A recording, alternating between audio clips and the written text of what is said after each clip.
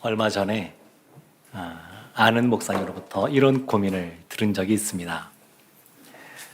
최근에 그 교회 성도님 두 분이 보이스피싱을 당했다는 겁니다. 그런데 그 금액이 수십만 원, 수백만 원이 아니라 두 분 다 수천만 원의 보이스피싱을 당한 겁니다. 그래서 성도님들을 위해서 교회에서 어떻게 하면 도와줄 수 있을까?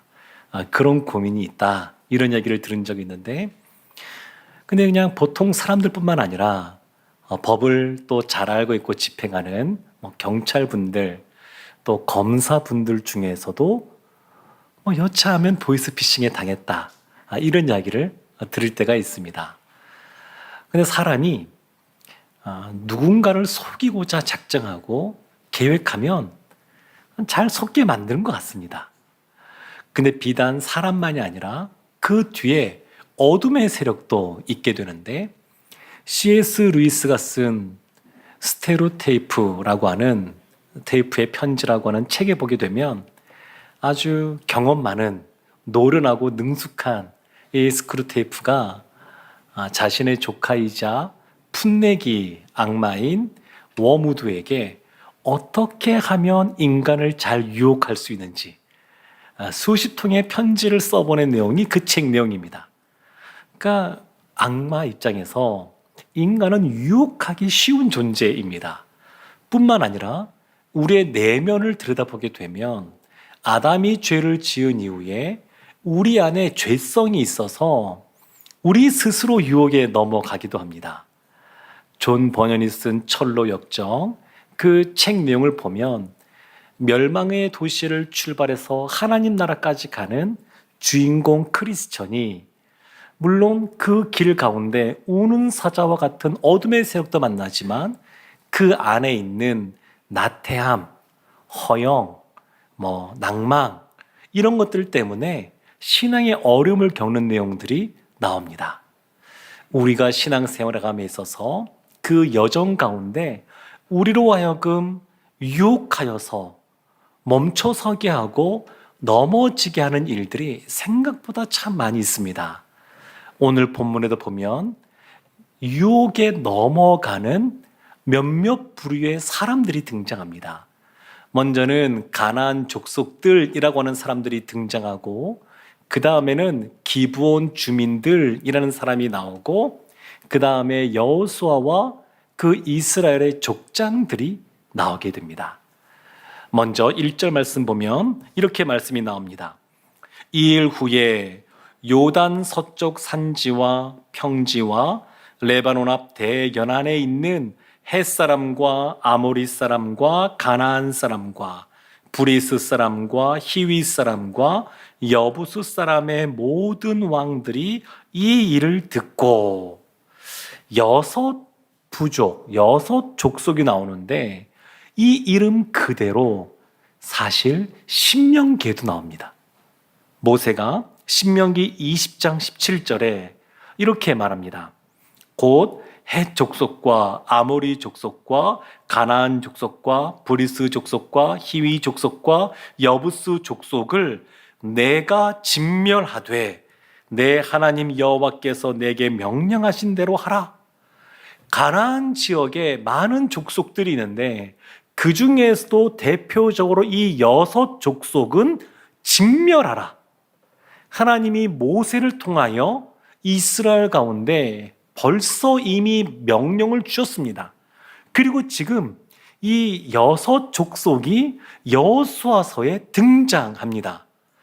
근데 이들을 진멸하라고 말씀하신 이유가 신명기 그 다음 절에 이렇게 나옵니다. 18절 말씀에 이는 그들이 그 신들에게 행하는 모든 가증한 일을 너희에게 가르쳐 본받게 하여 너희가 너희의 하나님 여호와께 범죄하게 할까 함이니라. 그 6족속이 하나님이 아닌 다른 우상들, 이방신들을 가증히 여길 만큼 그냥 심취해 있었습니다. 우상 숭배에 있어서 굉장히 타락한 모습으로 그들이 있었습니다. 그래서 하나님이 그들의 그 죄악 때문에 그들을 진멸하라는 겁니다. 또 하나 이유가 있는데, 이제 이스라엘이 약속의 땅, 그 가나안 지역에 들어가서 살게 되는데 그들에게 영향을 받을까봐 그들을 다 진멸하라, 이렇게 말씀하셨습니다. 그런데 이 여섯 족속이 여리고도 진멸되고 아이성도 진멸되고 이 소식들을 다 듣고 알고 있었는데 그들이 살아남기 위하여 그들이 선택한 것이 있습니다. 그것이 오늘 본문 9장 2절 말씀에 이렇게 나옵니다. 모여서 일심으로 여호수아와 이스라엘과 맞서서 싸우려 하더라. 모여서 일심, 한마음으로 싸우기를 원했습니다. 이스라엘이 아이성 전투, 두 번째 전투에서 승리한 이후에 세겜 지역, 그리스 신산과 에발산이 있는 그 지역에 가서 언약을 다시 재확인하는 그 시간에 그들이 연합군을 형성한 겁니다. 그리고 맞서 싸우기로 결정을 했습니다. 이들은 이스라엘의 상황을 굉장히 잘 알고 있었습니다. 그래서 아마도 라합이 어떻게 구원받았는지, 어떻게 살아남았는지 알고 있었을 겁니다. 뒤에 나오게 되는 기브온 주민들도 놀라울 정도로 이스라엘에 대해서 잘 알고 있었기 때문에 라합의 사건을 알고 있었을 겁니다. 라합은 다 진멸될 수밖에 없는 여리고 성에 살고 있었지만 하나님을 경외함으로 믿음을 선택했습니다. 그래서 구원을 얻었습니다. 살 수 있는 방법이 있었습니다. 지금 이 여섯 족속, 진멸될 수밖에 없는 족속이지만 이들도 살 수 있는 길이 있었습니다. 그런데 이들이 자신들의 생각대로 여리고 왕처럼 아이성 사람들처럼 싸우기로 마음을 먹었습니다. 아이성 전투, 첫 번째 전투에서 이스라엘이 패했던 그 장면을 기억하면서 싸우기로 마음 먹었는지도 모르겠습니다. 하여튼 이들의 결정은 뭐냐면 맞서 싸워서 우리가 목숨을 유지할 것이다. 그들은 그렇게 결심하고 행했습니다. 반면에 기브온 주민들은 다른 선택을 합니다. 라합처럼 하나님을 경외함으로 믿음을 선택한 것도 아니고 이 여섯 족속, 그 연합군을 형성하여서 싸우기로 선택한 것도 아니고 다른 선택을 통해서 그들이 살아남기로 했습니다. 9장 7절 말씀에 이런 말씀이 나옵니다. 이스라엘 사람들이 히윗 사람에게 이르되, 히윗 사람, 아직 이 기브온 사람들이 사신을 이스라엘 가운데 보냈는데 마치 먼 지역에 있는 먼 나라의 사람처럼 찾아옵니다. 그리고 아직 여호수아와 이스라엘은 이들이 어디에서 오는지 모르고 있는 상태입니다. 근데 성경은 이들이 히윗 사람이라고 분명하게 말합니다. 그러니까 기브온 주민들은 어떤 사람들이냐? 진멸될 수밖에 없는 그 여섯 족속 중에 히위 족속입니다. 히위 족속. 히위 족속 중에서도 기브온이라고 하는 그 지역에 사는 사람들, 그 사람들이 기브온 주민들인데 진멸될 수밖에 없는 상황 속에서 자신의 족속과 똑같은 선택을 하는 것이 아니라 다른 선택을 합니다. 다른 선택. 그 내용이 이제 나오게 되는데 3절 말씀 보면 그들의 마음을 짐작해 볼 수 있는 말이 나옵니다. 3절 말씀에 기브온 주민들이 여호수아가 여리고와 아이에 행한 일을 듣고 그 견고한 성 여리고, 그 여리고가 진멸되고 아이 성도 진멸되는 것을 듣고 심히 두려웠을 겁니다. 여섯 족속뿐만 아니라 기브온 사람들이 심히 두려웠던 것 같습니다. 이스라엘의 하나님, 그리고 그 이스라엘을 바라보면서 두려워서 여섯 족속이 연합군을 형성한 그 군세보다 이스라엘이 더 강력하다라고 하는 것을 그들이 알고 선택을 하는 겁니다. 어느 쪽에 붙어야 우리가 살 수 있을까? 그런 고민을 했습니다. 그래서 4절 말씀에 이렇게 말합니다. 꾀를 내어 사신의 모양을 꾸미되 헤어진 전대와 헤어지고 찢어져서 기운 가죽 포도주 부대를 나귀 위에 싣고 5절 말씀 그 발에는 낡아서 기운 신을 신고 낡은 옷을 입고 다 마르고 곰팡이가 난 떡을 준비하고 꾀를 냈습니다. 꾀를. 아무리 봐도 이스라엘 더 강한 것 같고 그리고 그들 가운데 찾아가서 무엇인가 이제 조약을 맺기를 원하는데 그냥은 안 맺어줄 것 같고 아이성 다음에는 기브온 그들 자신이 이제 타겟이 될 것 같으니까 꾀를 내서 먼 지역에서 온 것처럼 헤어진 전대, 헤어지고 찢어진 그러한 포도주 부대, 그리고 옷도 낡은 것, 신발도 낡은 것, 또 곰팡이가 쓴 또 마른 떡까지 준비해가지고 그것을 갖고 오는 겁니다. 위장 전술이죠. 기만하는 거죠. 그냥 잘 그 꾸며진 연극을 하듯이 이들이 지금 행하고 있는 겁니다. 이들이 속임수와 거짓으로 이스라엘을 찾아왔습니다. 근데 사실 생각해보면 이것이 세상의 모습 아닙니까? 세상의 속성 중에 하나가 무엇인가 목적을 달성하기 위해서 거짓과 속임수로 다른 사람을 속이는 것 흔히 있는 일입니다. 근데 지금 이 기브온 주민들이 그와 같이 이스라엘 가운데 온 겁니다. 사실 이스라엘 입장에서는 아이성 전투 이런 것처럼 싸우는 것이 더 쉬운 것일 수 있습니다. 그냥 하나님이 말씀하셔서 눈에 보이는 적과 싸우면 되니까. 그런데 기브온 이 사람들은 전혀 다른 전술을 들고 왔습니다. 유혹하는 겁니다. 이스라엘이 정확하게 판단하지 못하도록, 분별하지 못하도록 만들고 유혹합니다. 그래서 어떤 면에서 이것이 이스라엘에게는 더 큰 시험이라고 할 수 있습니다. 창과 칼을 들고 싸우는 것이 쉽지 사람의 마음을 교묘하게 이용하여서 유혹하는 것, 이것이 이스라엘 가운데는 더 큰 싸움, 더 큰 시험이라고 할 수 있습니다. 이들이 6절 말씀 보면 조약을 청하는데 이렇게 말합니다. 그들이 길갈 진영으로 가서 여호수아에게 이르러 그와 이스라엘 사람들에게 이르되 우리는 먼 나라에서 왔나이다. 이제 우리와 조약을 맺읍시다 하니. 먼 나라에서 왔으니까 왜 이런 말을 하냐면 신명기 말씀에 이런 말씀이 나옵니다. 여섯 족속은 진멸하지만 다른 성읍들은 무작정 진멸하는 것이 아닙니다. 특히 먼 지역에 있는 그러한 나라들과는 화친을 맺으라고 하나님이 신명기 말씀에서 이미 말씀하셨습니다.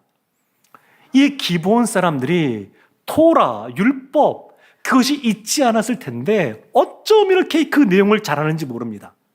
여호수아와 그 족장들 이스라엘이 이들의 말을 듣고 먼 지역에서 왔구나. 그러면 모세도 그냥 그들과는 화친을 맺으라고 말했으니까 그냥 화친을 맺으면 되겠구나. 이런 생각을 하게 만든 겁니다. 이들의 정보력이 대단했던 것 같습니다. 그래서 이스라엘이 언약을 얼마나 중요하게 여기는지, 그대로 그 언약을 맺었으면 목숨 걸고 지킨다라고 하는 것을 그들이 이미 다 정보를 수집해서 알고 그들의 약점을 찔러가는 겁니다. 그래서 이 기브온 주민들의 이와 같은 행동을 부정적으로 볼 수밖에 없습니다. 살아날 방법이 없는 것이 아니라 라합의 사건처럼 살아날 방법이 있었습니다. 하나님이 진멸하시겠다 말씀하셨지만 그들이 돌이키면 하나님을 경외하고 믿음으로 하나님을 선택하면 살 길을 보여주었습니다. 그럼에도 불구하고 인간적인 꾀를 낸 거죠. 인간적인 꾀를 냈기 때문에 이 사건을 부정적으로 볼 수밖에 없습니다. 그렇지만 그럼에도 불구하고 긍정적으로 굳이 본다 그러면 볼만한 여지가 또 있습니다. 항복을 하게 되면 이 항복이 두 가지 양면성이 있는 것을 보게 되는데, 하나는 어떠한 사람에게 항복하냐에 따라 달라지는데, 만약에 항복하는 대상이 아주 못되고 나쁜 그런 모습이 있어서 항복하면 항복하기 이전보다 더 비참한 노예와 같은 삶으로 추락할 수 있는 그러한 모습이 항복 가운데 있습니다. 또 하나는 항복을 하면, 전략적으로 항복을 하게 되면 그 대상이 굉장히 선하고 좋아서 이전보다 더 안전하게 또 유익을 얻으며 삶을 살아갈 수 있는 그러한 항복이 있습니다. 기브온 주민들은 하나님을 잘 몰랐습니다. 모세를 통하여 애굽에서 어떻게 행했는지, 가나안 땅에서 어떻게 지냈는지, 요단강 동편에서 어떠한 승리를 거뒀는지 이런 것들을 알고는 있었지만, 하나님 그분을 유일하신 분으로, 그 하나님이 어떤 분이신지 인격적으로 만나거나 믿거나 그런 사람들이 아니었습니다. 그럼에도 불구하고 결국 하나님을 선택하는 모습이 되었습니다. 이것이 중요합니다. 기브온 주민들이 하나님을 제대로 몰랐습니다. 이스라엘과 함께 있으면서 어떤 일을 행했는지는 알았지만 하나님 그분에 대하여 그렇게 관심이 있거나 잘 알지 못했습니다. 그럼에도 이스라엘과 화친을 맺게 되고 또 그들의 종으로 있게 되고, 그러면서 성전을 섬기는 일들을 감당하는 사람들, 결국 생명을 얻고 은혜를 받는 사람들이 되었습니다. 사랑하는 성도 여러분, 기브온 주민들은 이와 같은 선택을 할 때에 사실 목숨을 걸고 하는 겁니다. 원래 히위 족속입니다. 히위 족속이 6족속해서 연합군을 형성해서 싸우고 있는데 그들을 지금 배신하는 겁니다. 동족을 배신하고 또 이스라엘의 종이 된다는 얘기는 뭐냐면, 그들이 믿고 섬기던 신을 버리고 이스라엘의 신을 섬기겠다, 이런 마음이 있는 겁니다. 그러니까 이들이 정확하게 알지는 못했지만 그래도 하나님 앞에 항복하고 하나님을 선택하는 그러한 모습에 있었기에 은혜를 누리게 되었습니다. 사랑하는 성도 여러분, 우리도 삶을 살다 보게 되면 스스로 이렇게 보면서 자신감이 없어지고 스스로 실망하게 되고, 왜 요즘 이렇게 살까? 더 나은 삶을 살지 못할까? 이런 모습이 있을 수가 있습니다. 그때 중요한 것은 뭐냐면, 그럼에도 불구하고 예배의 자리를 지켜야 된다는 겁니다. 기도의 자리를 선택하는 겁니다. 묵상, 말씀을 읽는 것을 선택하고 그것을 행하는 겁니다. 하나님은 우리의 생각보다 훨씬 좋은 분이시고 우리를 더 깊이 사랑하시는 분이십니다. 그래서 그와 같이 하나님 앞에 머물기로 작정하면 자세히 잘 모르고 선택했던 기브온 주민들에게도 은혜를 베푸신 하나님께서 우리에게는 더 큰 은혜로 함께 하실 줄로 믿습니다. 기브온 사람들의 이와 같은 모습 속에 그러면 여호수아와 이스라엘은 어떻게 했느냐? 14절과 15절 말씀이 이렇게 나옵니다. 우리가 함께 합독하도록 하겠습니다. 무리가 그들의 양식을 취하고는 어떻게 할지를 여호와께 묻지 아니하고 여호수아가 곧 그들과 화친하여 그들을 살리리라는 조약을 맺고 회중 족장들이 그들에게 맹세하였더라. 아멘. 사실 여호수아는 이들을 의심스러워했습니다. 7절 말씀 다시 보면 이렇게 나옵니다. 이스라엘 사람들이 히위 사람에게 이르되 너희가 우리 가운데에 거주하는 듯하니 우리가 어떻게 너희와 조약을 맺을 수 있으랴. 사람의 생김새를 보니까 그냥 이 동네 사람 같습니다. 이 지역 사람 같습니다. 옷이 좀 낡긴 했지만 그 옷, 그 모습이 이 근처에 있는 사람들 같습니다. 그래서 의심을 하는 겁니다. 의심. 그럼에도 결국 조약을 맺게 되는데 그 이유가 나옵니다. 먼저는 16절, 17절, 18절 말씀 보게 되면 아무래도 회중 족장들이 죄악을 맺자고 강력하게 요구한 것 같습니다. 그래서 3일이 지난 이후에 이들이 거짓말을 했다, 우리를 속였다, 이것이 드러날 때 이스라엘 사람들이 족장들을 향하여 원망을 쏟아냅니다. 광야에 있을 때는 하나님을 향하여 하나님이 왜 우리의 형편이 이렇습니까? 그러면서 불평과 불만과 그러면서 하나님을 향하여 원망을 쏟아내던 그들인데, 지금은 족장들을 향하여 왜 하나님께 기도하지 않았습니까? 왜 하나님 말씀대로 하지 않았습니까? 하나님의 뜻을 분별하고 우리를 이끌어야 되는 것 아닙니까? 이렇게 이들이 지금 원망을 쏟고 있습니다. 모습이 달라졌습니다. 하나님의 말씀을 그 어떤 것보다 중요하게 생각하는 사람들로 변모되어졌습니다. 사랑하는 성도 여러분, 저도 또 우리 장로님들도 당회원으로서 참 많은 교회 일들을 논의하고 또 결정하곤 합니다. 지금도 기도해 주셔서 너무나 감사한데, 바라기는 더 마음을 쓰셔서 기도해 주시기를 부탁을 드립니다. 정말로 잘 분별하고 하나님이 뜻대로 결정하고 이끌어가야 될 그러한 역할이 있는데, 지금 그것을 잘 못하면 이와 같은 문제들이 생기는 겁니다. 지금 이스라엘이 또 여호수아가 그러면 왜 이와 같이 결정을 했느냐, 왜 이와 같이 죄악을 맺었느냐 생각해 보면 몇 가지를 생각해 볼 수가 있습니다. 그 중에 하나는 뒤에 이어지는 말들 속에 이 사람들이 이스라엘을 인정해 줍니다. 당신들이 행한 승리 이야기를 우리가 알고 있습니다. 요단강 동편에서 어떻게 승리했는지 우리가 다 들었습니다. 사람이 누군가 옆에서 칭찬해주고 인정해주면 알게 모르게 마음이 무장해제가 됩니다. 그리고 마음이 높아지고 그 사람이 옆에서 자꾸 높여주다가 이것을 선택하시죠? 같이 합시다. 그러면 그냥 그 마음이 쉽게 그냥 동의가 돼서 그럽시다, 이렇게 하게 됩니다. 지금 그와 같은 달콤한 말, 인정해주는 말, 그리고 그것 때문에 마음이 높아지는 자고한 마음이 들어서 이와 같이 하나님께 묻지 않고 죄악을 맺는 이런 안타까운 모습이 나타나게 됩니다. 다윗은 누구보다 하나님께 많이 물은 사람 중에 하나입니다. 블레셋 그 지역에 있는 사람들이 그일라라고 하는 지방으로 쳐들어왔을 때에 하나님께 묻습니다. 사울 왕에게 쫓기고 있으면서도 하나님, 그들에게 가서 그들을 구원할까요? 하나님께서 치라, 이렇게 말씀하십니다. 그런데 이 다윗을 따르는 사람들이 여러 가지 이유를 대면서 반대합니다. 그러니까 다시 하나님께 묻습니다. 하나님, 그 그일라 지역에 가야 될까요? 하나님이 또 가라, 그렇게 말씀하십니다. 이런 것들이 참 많이 나옵니다.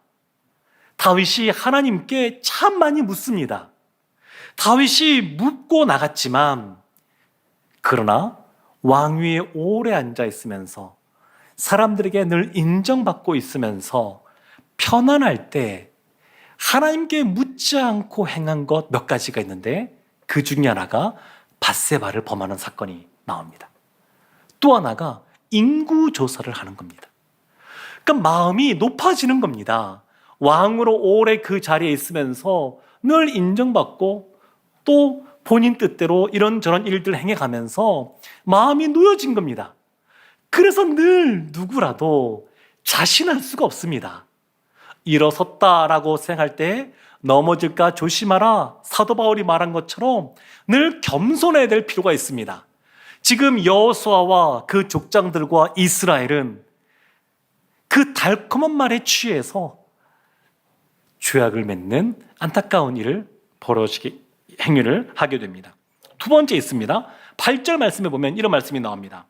그들이 여호수아에게 이르되 우리는 당신의 종들이니이다 하매 여호수아가 그들에게 묻되 너희는 누구며 어디서 왔느냐 하니, 여호수아와 이스라엘이 너희들 여기 근처 사람들 아니야? 의심하니까 기브온 사람들이 플랜 B를 가동합니다. 처음에는 대등하게 화친 조약을 맺으려고 했는데 의심하니까 태도를 바꿔서 우리는 당신들의 종입니다, 태도를 바꿉니다. 그러니까 이스라엘 입장에서 보니까 우리의 종이 되겠다고? 그러면 노동력이 생기지 않습니까? 이익이 생기지 않습니까? 사람들은 자신에게 어떤 이익이 주어질 때, 유익함이 생길 때 하나님께 기도하지 않곤 합니다. 눈앞에 그 이익이 보입니다. 그것이 보이니까 기도하지 않습니다. 이 시대 가운데 큰 이 세상의 흐름 중에 하나가 뭐가 있냐면 실용주의가 있습니다. 얼마나 효율적인가, 그것이 판단의 기준이 됩니다. 선택의 기준이 됩니다.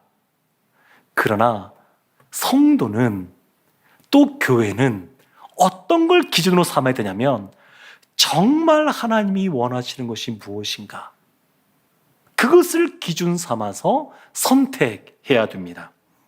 또 이스라엘과 그 여호수아와 족장들을 보게 되면 겉모습을 보고 판단했습니다.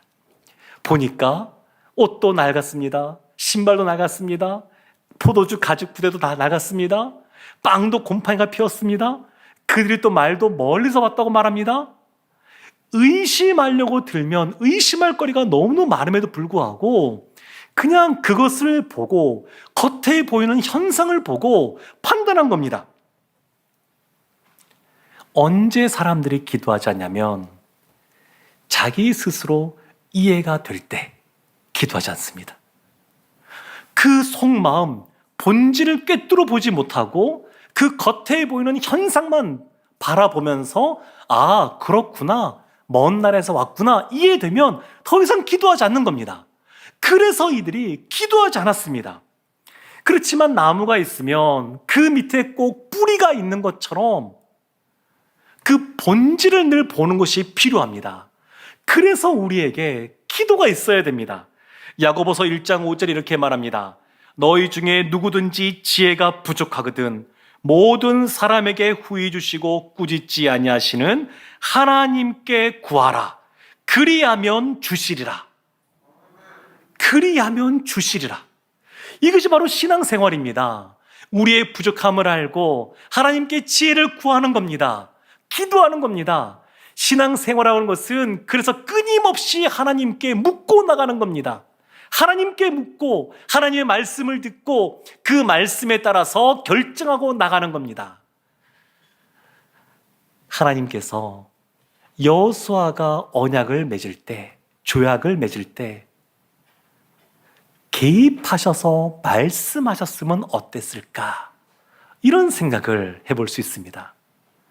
여호수아야 잠깐만 먼저 나에게 물어보렴, 이렇게 하면 좋을 텐데 하나님이 조약을 다 맺을 때까지 3일이 지나서 그들이 속았다는 것이 드러날 때까지 개입하지 않으십니다. 이것을 허용적 작정, 이렇게 표현하기도 합니다. 우리가 하나님 앞에 뜻대로 살아가지 못하고 우리의 마음대로 결정하고 악한 행동을 할 때에, 하나님이 잘못된 행동을 할 때에 하나님이 그냥 내버려 두시는 겁니다. 그리고 그 결과로 여러 가지 후회할 만한 일을 겪게 될 때에 그때 하나님이 그 왜 그와 같은 어려움이 주어졌는지 깨닫게 하심으로, 후회하게 하심으로 다시는 그와 같은 잘못을 저지르지 않고 더 믿음의 단계가 성숙하여져서 하나님께 나아가게 하는 것, 이것을 허용적 작정, 이렇게 표현하기도 합니다. 그래서 우리에게 소망이 있습니다. 이 말씀이 우리에게 위로가 됩니다.